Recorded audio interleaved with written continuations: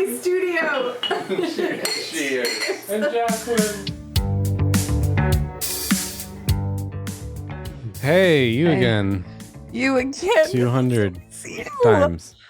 I've had the question from a couple of friends, like, yeah, you get like the consistency of doing so many of these. They're like, how do you don't run out of stuff to talk about or whatever? I'm like, that's actually one of the parts that's really fun. Have you met me? I never I've never run out of things to talk about. But yeah, I think it's really fun doing it with you because we have what we struggle with isn't coming up with more content. It's actually honing it in for the podcast because there's so much when we're just talking not in the studio that we want to bring into the podcast and then we struggle to kind of narrow it down. Narrowing it down. That's our hardest. Is that our biggest problem? This is your chance if you want to give some Steve gripes. I think that's one of the segments. It is. So everybody, this is our 200th episode. We're celebrating. We've got bubbly in the studio. We already had a toast, but I just felt like having some more. So okay. But yeah, we're supposed to reminisce about the journey. Yeah, the journey. So the two that came to my mind, did you have one? Go ahead. Okay, mine was just that I remember when I was first hired and you guys already had your whole flow. I don't think you even really thought about me in a podcast yet. You were just like, you didn't think about me in a lot of ways. Like you were just like, I got her on board and I'm not sure exactly what we're doing sit yet. over there. Yeah, it's just like, and then all of a sudden one time you were like, let's just try Sunday. Let's just try Sunday. And all of a sudden you were like, that was great. You're like, oh man, one of these days I owe Sunday like $1 million bonus. No prep. I was like, I was just thrown into this tiny little room. And I've never done podcast in my whole life. And I remember you just threw me in there. Well, that's been the story of my life working at Greenhouse. But I just really think it was funny that we've done this, but I wasn't really hired with this in mind, you know? Yeah. Am I so bad, Joe? I don't think that ever crossed my mind. Poor people listening who have worked with me before, they're like, yeah, that's your problem, Steve. You're just realizing this, Steve. Yeah. Remember we were talking about vision? Like you're like, I saw the vision, but like the talent in front of me. Oh my God, I know. Yeah, because in entrepreneur stage, you're just like, that's your whole life is just like jumping into new things. And so thank you for your generosity and patience because there's so many times it was like, all right, let's try this new thing. And I wasn't really thinking much about like, this is a new thing that maybe you do or don't want to do. And I will just say that there was many times where I thought this is actually a really great sweet spot for me. Like, but I just had to kind of. It is. Well, that's one of my reminiscences. The journey of like joining the journey. Okay, so tell me if this is new, if this is news to you or not. I've realized it's kind of fun to see this. You had done before Greenhouse. You had done lots of speaking and presenting, public speaking. You're really good at that. Yeah. You shine at that, and you're really comfortable in that setting. Mm-hmm. So I think I have thought along the way, like, oh, well, this is another just like you get on the mic and you perform. Mm-hmm. And I've realized. Not just for you, but also I've realized for myself, it's different. It's very different because on the stage, it's something more rehearsed and familiar, and it's about the performance of it. Similar to, when we play music, but in the podcast studio, yes, you're kind of quote unquote performing, but it's very different because it's something unknown. Yeah. And I rarely do a talk where I'm not interacting with the audience. I think that was a real Yeah. Also, cameras in your face. I think that was a big change for me. When we first started doing them, I don't know if we were using cameras. And when I'm speaking, very rarely is there a camera in my face. Yeah. Too. So there's just, I know it's hard things. for the podcast format. One thing I love is the back and forth interaction because I'm not that great at giving Oh my a talk. gosh. I could not imagine just sitting here talking to myself. Oh. I hear those formats where it's just them. Someone who listens, they messaged and said, no, Steve, I've heard you give a talk. You are good at that. Give yourself more credit. And I was like, thanks, but I am not good at that. You are I don't know. actually I good guess at I that, just but enjoy. I think 200 times. Now listening to you 200. Sorry. I wouldn't either. I really Even enjoy myself 200 times. I'd be like, no, thank you. Okay, so that brings another reminiscing that early on, And I'll include Tommy in this because any longtime listeners know it started with me and Tommy Thompson. But even once we had done maybe 50 episodes, Joe, and then that's kind of where you were coming in, Sunny. Yeah. Yeah, I think It is so hard to hear yourself, to hear your own voice. You know, if you like hear your own voicemail message or whatever, a voice text. Yes. And everyone says, I hate that. I'm like, yeah, try hearing yourself every week on the podcast. Well, and you were editing for a little bit. So there was like a few times where you had to listen to yourself. Oh, maybe that's why. Over and over again. Okay, so we should go then to the genesis of you, Joe. The genesis of Joe. The genesis That just felt really fun to say. Because I somehow stumbled upon making the original or helping make the original jingle for it. That's right. So yes, because shout out Drew Daniels. We were working with Drew Daniels he was kind of helping with a lot of the production side. And then, I was editing. Oh, I hated that because that wasn't my thing, but I had to learn it just bootstrapping. You know, you have to do a little of everything.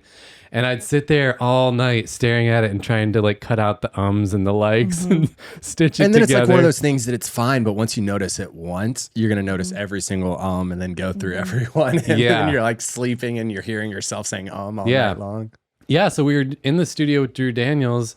He invited you to be part of writing the jingle. Because I was like his little minion at the time. You were a minion. So and now you're our minion. And now I'm your minion. Actually, Joe's our boss. He is. That's another journey thing. Yeah. Joe has gotten so much better at bossing us around and making us better because we used to boss him around. Yeah. What is happening? I don't know. What kind of parallel universe is this? He's definitely bossing us around now. Yeah. I think it's gotten a lot better recently because of some of your direction, Joe. Yeah. But it's been fun though. It's actually made it fun though that we keep kind of trying to re-evolve. I love that we have a very test and learn culture that we're just like, well, I liked that, but I didn't like that. And we just kind of keep working it out. Some of our listeners might be like, yeah, I still don't like that. But this one's not doing it for me. Yeah. Well, and shout out Jacqueline because I think she was always in the studio with us, but you only heard her on some episodes up till now. And so I think Jacqueline was also really helpful in getting us comfortable just being ourselves. Yeah. Like I had some hangups around, we got to make sure we kind of like edit out the imperfect parts. Yeah. And she really helped encourage like, no, just don't edit so much or like keep it real. And I really love where it's come since that. Last reminiscing I was thinking about was just how many locations we've been in. Yeah. Tiny, tiny spots where we're sweating to death, where barely all three of us could fit, remember? And then just the many places. And I love where we're at now in this studio. Yeah. So I was just thinking about the journey of getting to the couch. Yeah. Yeah, remember when we used to kind of dream about, one day we're going to sit on a couch. We're going to be on a couch in a space drinking coffee. It'll be actually fun. Yeah. Yes. Yeah. That was making me think though, the journey of Sunday finally becoming a co-host. Because remember, it was like almost 50, 60 episodes where it was your face on the cover. Yes. I was just like, I would talk to him, but I never really was. I'm glad you brought that up. We had a lot of good jokes over dinner. Yeah. I'm like, wow, Steve's still just your face there. Yeah. Pretty sure Sunday talks too. We never ended up doing it. It's kind of a regret of mine, but we talked about like cropping a picture of Sunday and like having it pop in through the corner of the, just like on one episode to see if anyone ever noticed. Yeah. Yeah. Thanks for making me officially the co-host. Still, your photo's not on the cover. We just took Steve's off though. But I hope somewhere in writing, I've never really looked. I am the co-host. I guess. Yeah. Steve's backpedaling now. Well, cheers to 200 episodes. Yeah. Cheers. And cheers to anyone who's been listening along the way. Yeah. It keeps us going for real because sometimes you're just talking in the mic going, is anyone benefiting from this? Does this help at all? And some of you send messages and comment, and it's really encouraging to keep doing this. Yep. I have a coaching shout out. I'll do that one. I just wanted to give a shout out to someone who, you know how it is. You get feedback and you can either embrace the feedback or get angry at the feedback, right? And I have someone who I'm working with that I think did both, but didn't really realize the anger was there until I think we really started to meet together, and I really kind of called out, I think that you're a little angry at this.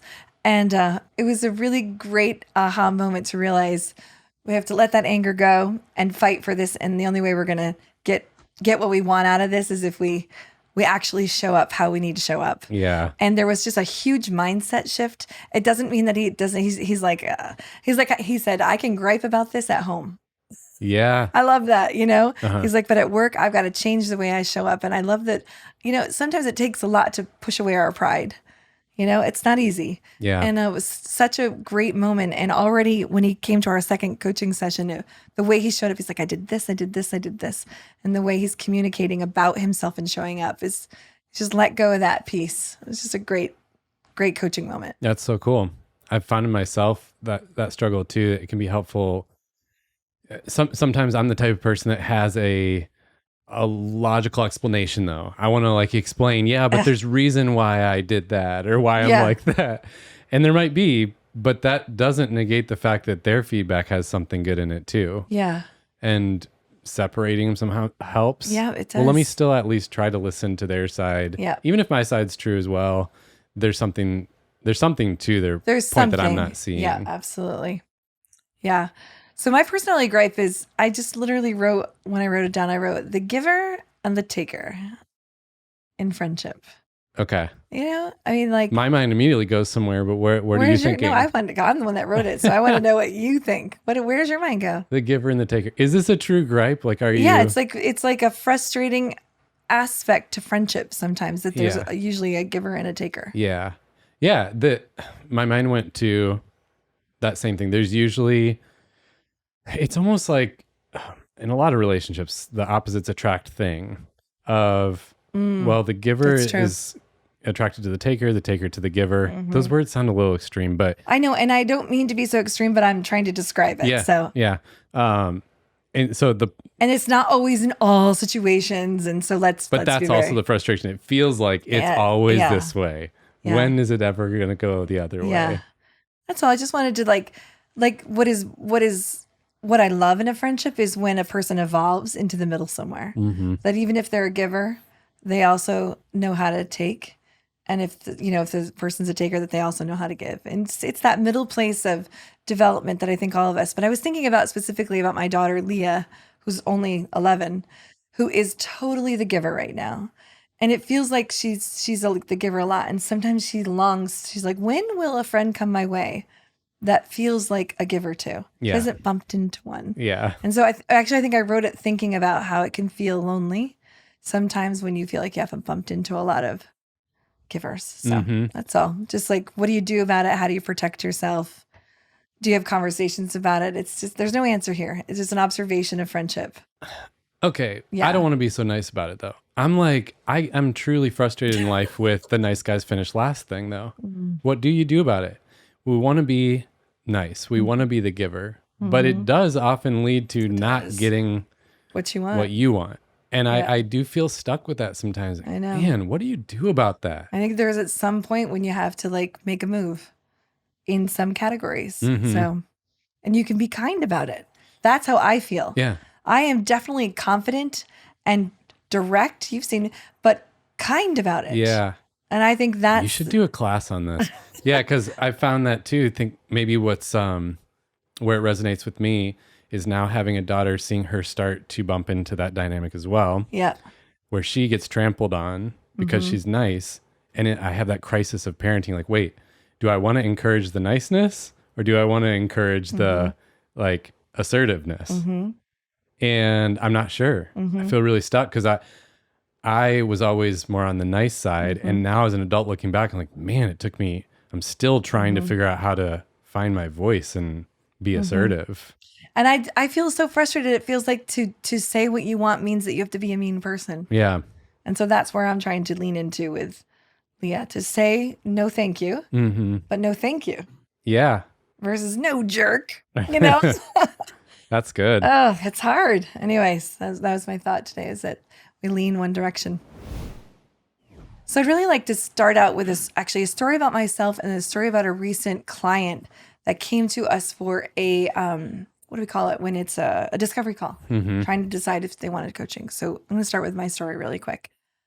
Most of my career has come to me, which sometimes people have this journey. A lot of things were just, this person came up to me, that you get it. It came to me.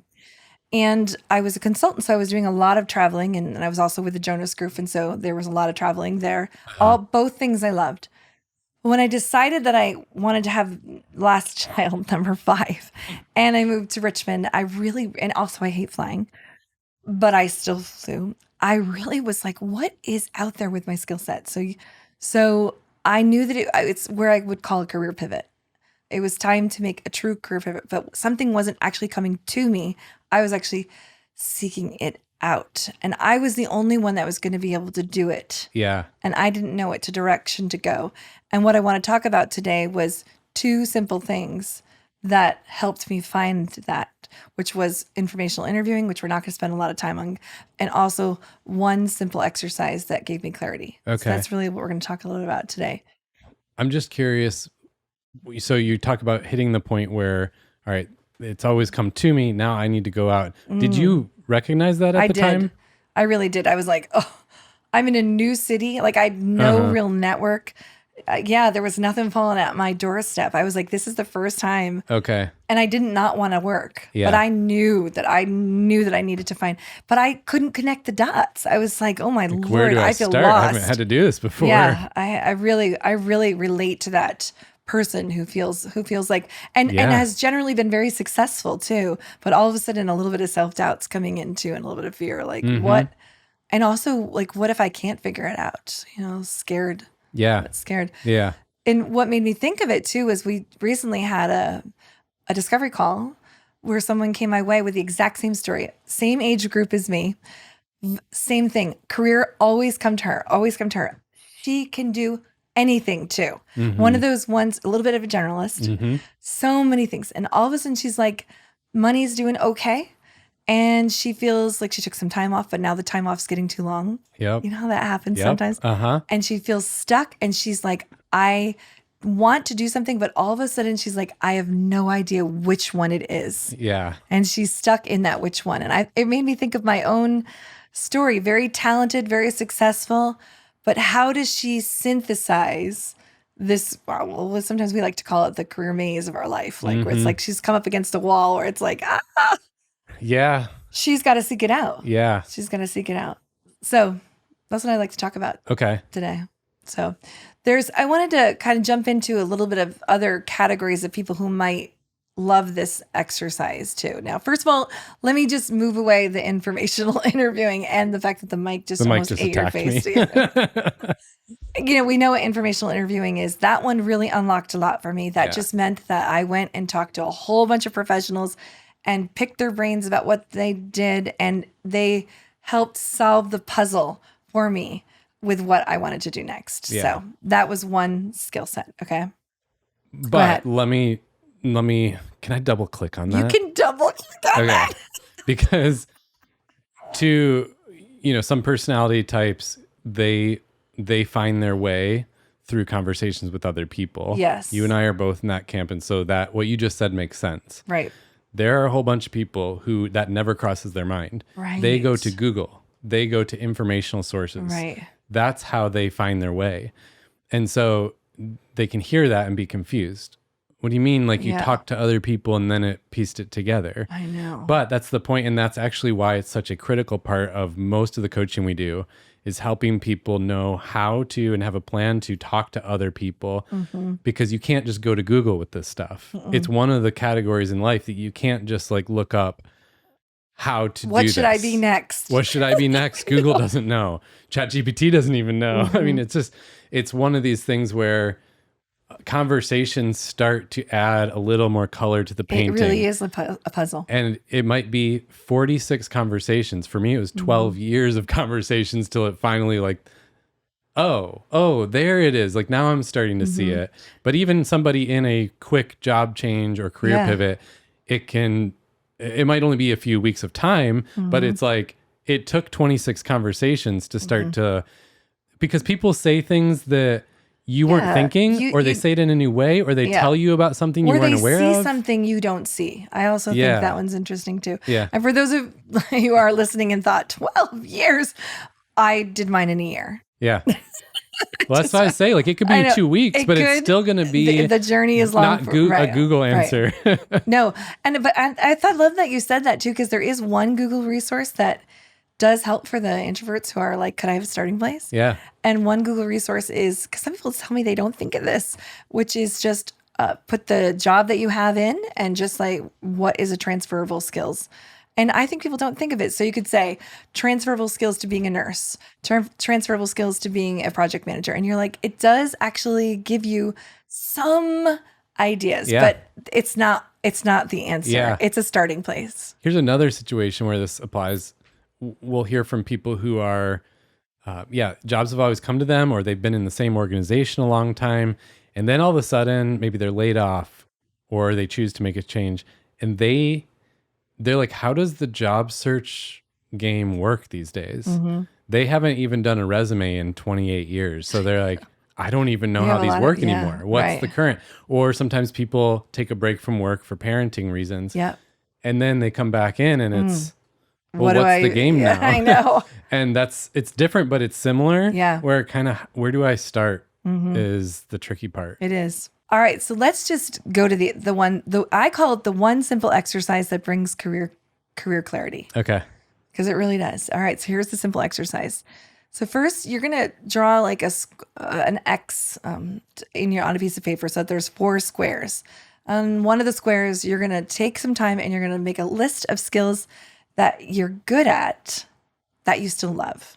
All right, so skills you're good at that you still love. And some people are like, oh, even that's like an interesting way to think about your skills. Mm-hmm. Because sometimes I think we love all our skills. No, not the truth. List of skills they're good at your love. Second one, maybe underneath it, would be list of skills that you're good at that you no longer love. I find that one is the one that people have the biggest epiphany over, because they're like, you know what, darn it, I am excellent at spreadsheets. Everybody comes to me for it. I'm great at numbers, but I'm tired of that. Mm-hmm. I don't want that to be my brand anymore. Yeah. And until they write it down, they don't realize that that's not what they want to attract anymore. So this is like separating the two. Then the next one is a list of skills that you're not good at and you don't enjoy. And you might be like, why do I need that one? Because you don't want to even take the time to learn them. Mm-hmm. You're like, I'm not good at them. And if my boss brings them my way, you're like, no, thank you. No, thank you. So that one should be a pretty short list. Like for me, like with you and me, like, I hate numbers. Like, no, that's all we got to say. It's just a no. It's just no. Yeah. And then the last one, and I think this one is the hardest one, but it takes the most thought, is if you're trying to, especially like to rebrand yourself or think about yourself differently, it's like, what are maybe 4 skills that you notice in others, or that maybe you've touched on, that you want to learn and know more about? So maybe I've had a little experience in something at work and I've been like, oh my gosh, I felt so alive in that. However, I do not know much about it. Yeah. I'm going to put that in the top right corner. Yep. About 4 things. And that's going to be my like learning corner about things that I might want to. Yeah. Yeah. I like this exercise. I don't think I had heard of this one before.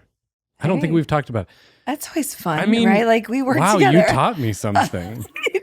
You did that today with me with another podcast on the 5 phases of 5 phases of work. I was like, look at Sunday that. sounds more. This is fun. I was like mentally drawing it out. Okay, so, but tell me a little more about the situations that how this plays out, how you use this. Okay. So outside of like the one that was an example of mine. Mm-hmm. So here's an example. A manager has asked you, like they've gained your trust, and they're like, hey, we have this project coming up. I'd really like you to decide which pieces of the project you would like to do.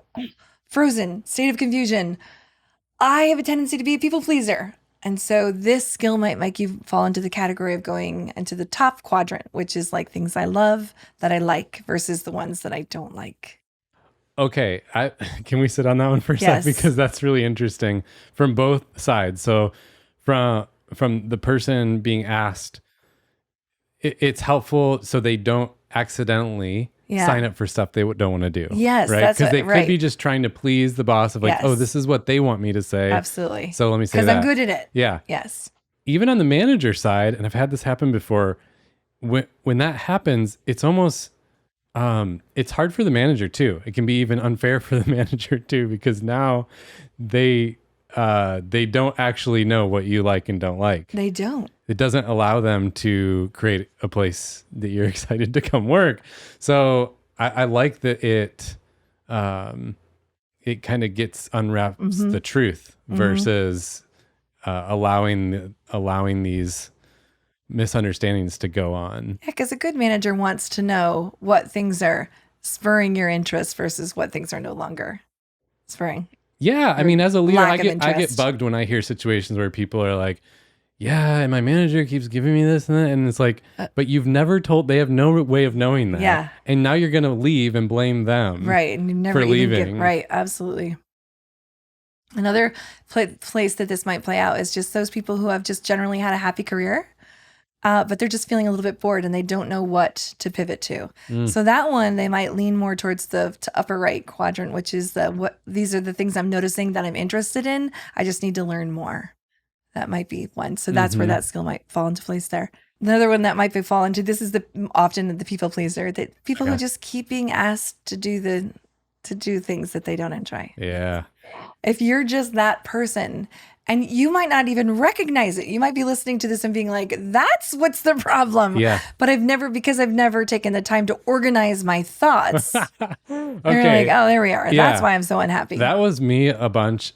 So shout out to Maria. I think she listens to this. If you're listening, Maria, I don't even know how many bosses in my career who might have been fine, but didn't really help develop me and help me figure out what I like to do. Right. I mean, it's kind of crazy now that I do this for a living. I think back, I'm like, wow, I don't think I can count on one hand the number of times I was given feedback or developed at all. You know, it's just so rare.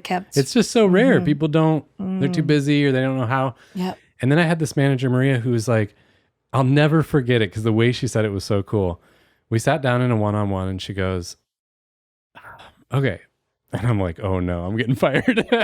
Just the breath before, right? Yep. And she goes, all right, I know Steve can and she talked about me in third person. That was part of what made it so powerful. She goes, I know Steve can do this and that and is good at a bunch of things, but what does Steve like to do?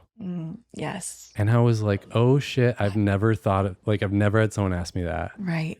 But what do you like to do? You're doing all these tasks that people think you should do, but what do you want to do? And it was so helpful. I mean, I think about that all the time. Wow. The way she looked at me and the way she asked it was but what do you like to do?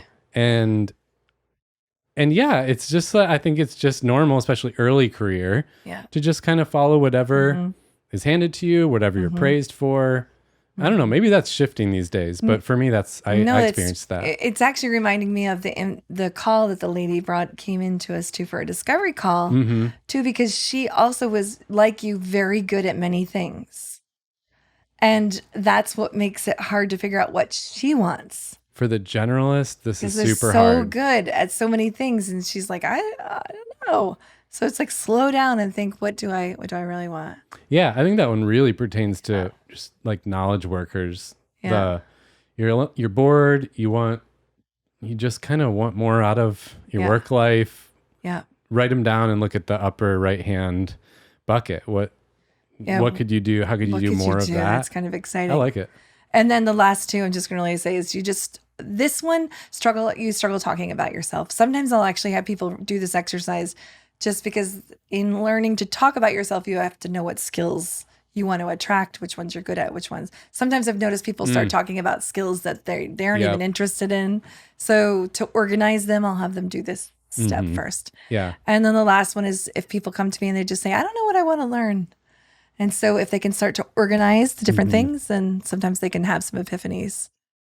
So the bottom line is you can do this one simple exercise of just listing the skills that you're good at that you love, listing the skills that you're good at that you no longer love, listing the skills that you you do not enjoy and you never want to do, and 4 skills maybe that you want to learn.